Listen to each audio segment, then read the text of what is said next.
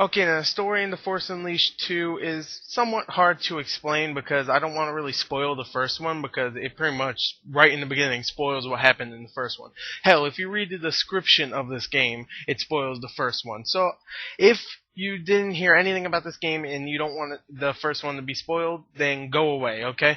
Go away for another, like, minute or a minute and a half or whatever. Alright, so, there you go.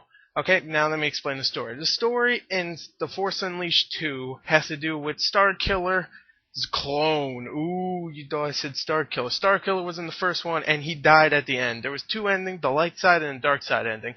And this is obviously following the light side ending, because the dark side ending doesn't really make all that much sense.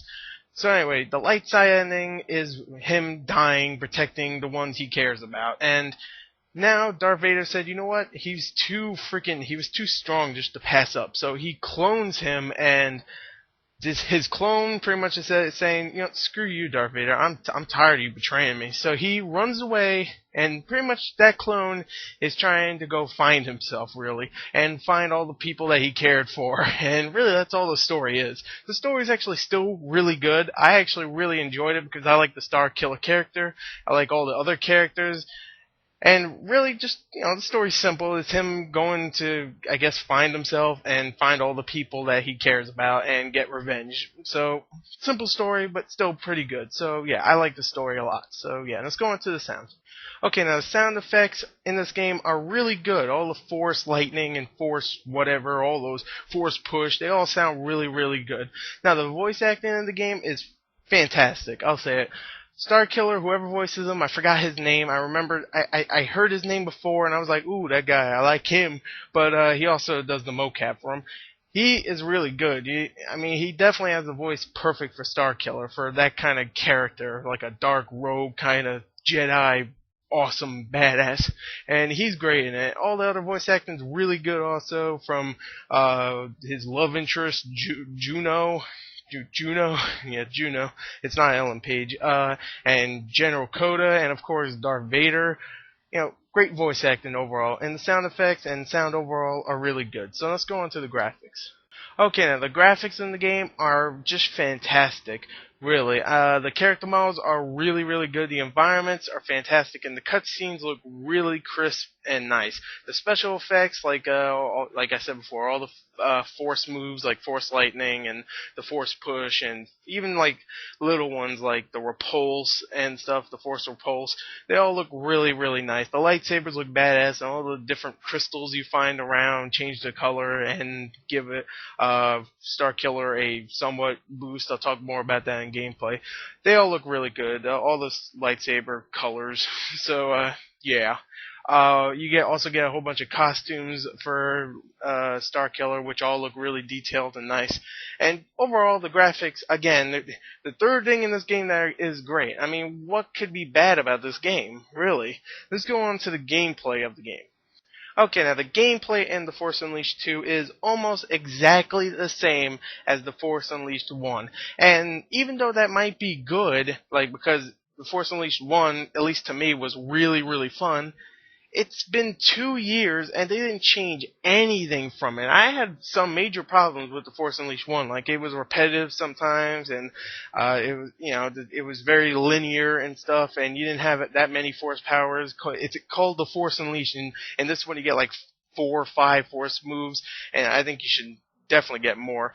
So really, it's exactly the same. It's just a hack and slash game. You get a second lightsaber, which doesn't change that much, and you get a new force move, Force Mind Trick, which I never use because it's so freaking useless.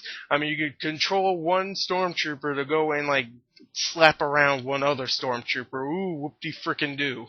I mean, sure, it's hilarious to watch a stormtrooper go and say, oh, I'm gonna kill this other one, slap him around, but really, it's not useful at all. You can just go kill that stormtrooper real easy with, like, a lightsaber swipe or just a freaking push, force push. But really, it's pointless. It's hilarious to watch, but pointless.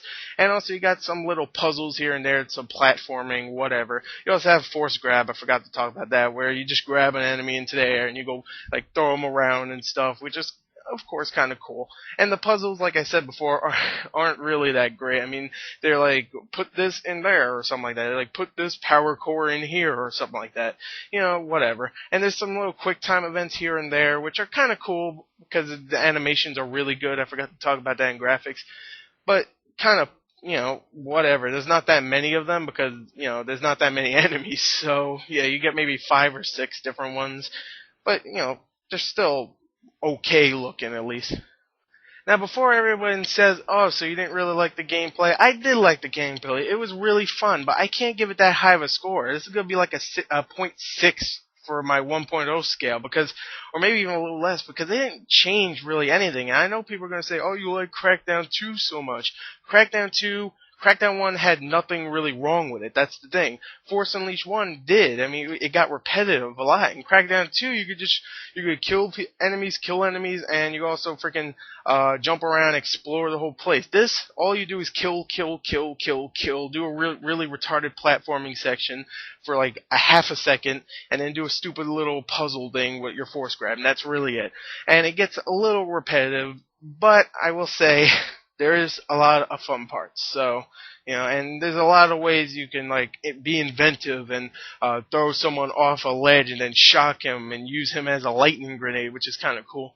So overall, it's kind of confusing to rate this because I really enjoyed it, but it's so freaking disappointing to see that there's nothing really different. Not even the combat is different. It's just whatever. I mean, you get upgrades and stuff, and you get like lightsaber crystals and stuff, so you can make your lightsaber look different and add a little advantage to your health or your force powers, but not really anything big in this game.